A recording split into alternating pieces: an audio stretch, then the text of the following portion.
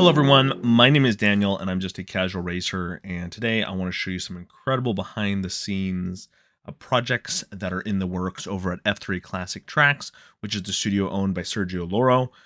We have right here to start off, we have the Argentina Ford, which is going to be part of the SSA 66 mod, and this is perfect for off-road racing. It kind of raced on all kinds of tracks, and it was a big point of racing of transition in Argentina in the late 1960s. And so we've been working on this. You'll see here really detailed suspension, because this car kind of a rally car, but it raced all kinds of different tracks and venues. Detailed interior, really a cool project to work on with Sergio Loro. He knows so much about these cars and is so passionate about them. It's really great to create these 3D models that are game ready and optimized for him. And then we'll be putting these cars into actually Assetto Corsa. And so that's been a big project that I've been working on with. But of course, I've got some really cool stuff to also show you here. Alrighty, and so this is the second project that I want to show you, and it's great to have a preview access to this mod. And this is going to be part of F3 Classic Tracks' upcoming kind of a major project they're working on, and that is going to be their Super Sport Argentino 1970 mod.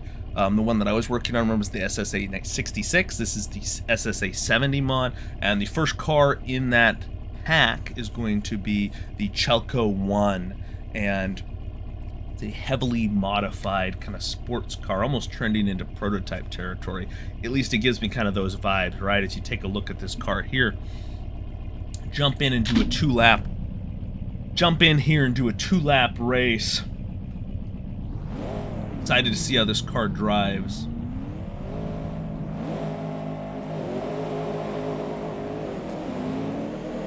We're at Villa Bordeu, which is one of F3 Classic Tracks' oldest Assetto Corsa mods. And this track is entirely free. I'll have a link down in the video description so you guys can download it. Obviously, the car is not available yet, but you'll be able to get that on the F3 Classic Tracks page. So definitely just keep checking that site. Sergio Loro's got some social medias you can follow as well, and get updates on a lot of the projects he's working on. Love this track though, it's so good.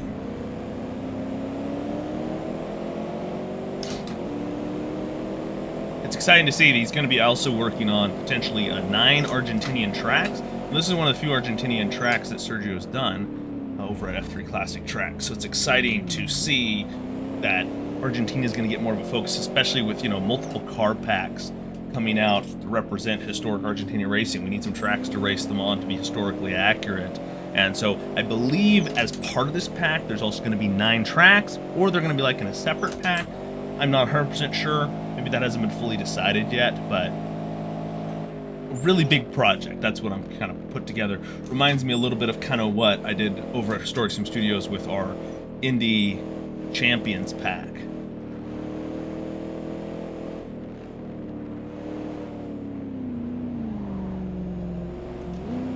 There we go. Just a short race, so last lap here, and get past another car.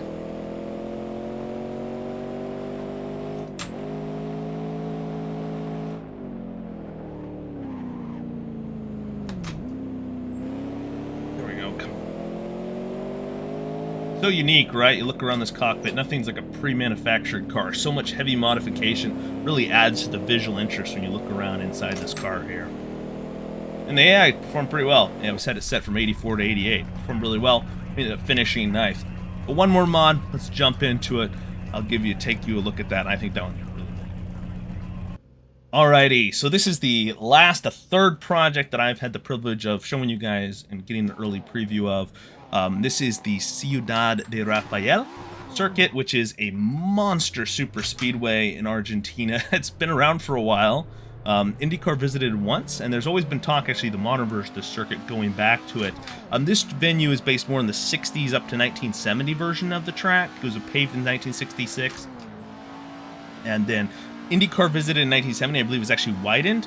I would have preferred to see that version, but I think this fits better with kind of their sports car plans, because I believe the sports cars actually did race at this oval, which is really, like I said, racing. I expect even the kind of those cars, the 1966 Argentinian sports cars that I've been working on, probably visited this circuit at least once or twice. You know, it's just unique. The Argentina racing culture in that era of just the mishmash of all kinds of tracks and venues and stuff.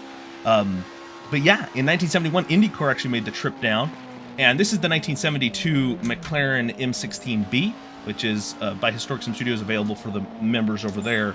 And yeah, it pairs really well, right? It's not a 1971 car, but it's pretty close, and it gives you a really good feel of what that race was like to kick off the 1971 season. Oof, I do not want to get ended there.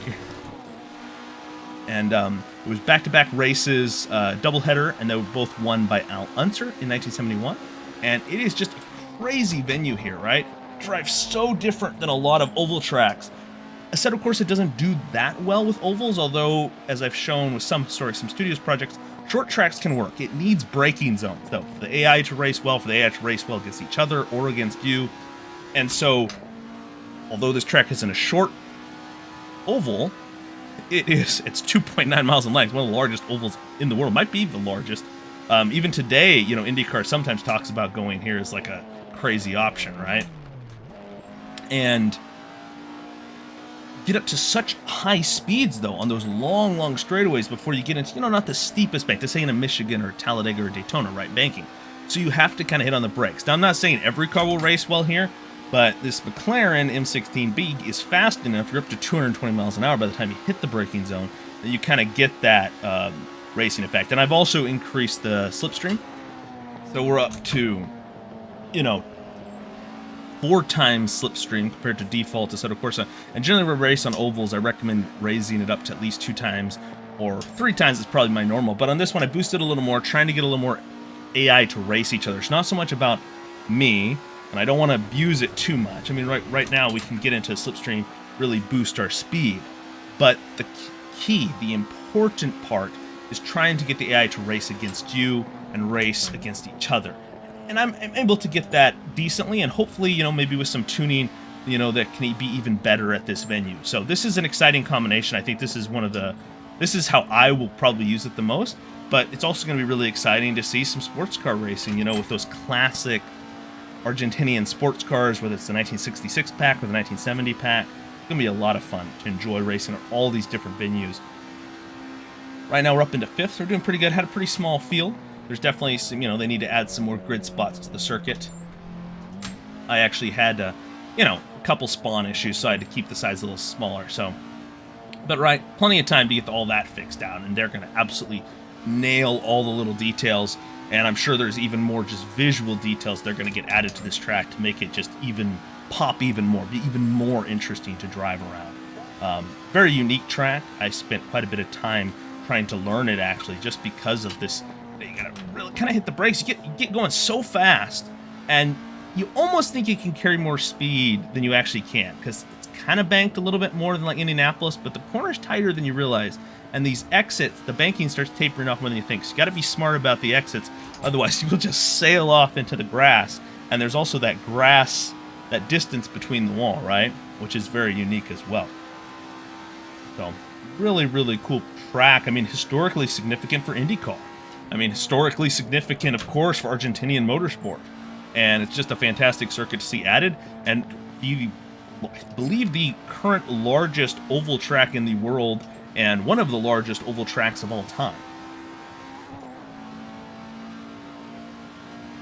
Alrighty here. Looks like we're not going to quite catch up to this front pack. They're battling side by side, though, so getting a little bit of action up there, looks like. Send it in as deep as I dare. Power on.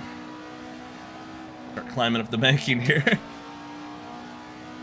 Car's got quite a bit of grip, quite a bit of power, but this track, it definitely pushes its abilities. And we're going to come across in 5th place here. Hope you enjoyed these previews here of what F3 Classic Tracks is working on. I always love what Sergio Loro's doing. I think he's got an incredible vision as an artist, and really exciting stuff. But most of all, I hope you all have a fantastic rest of your week.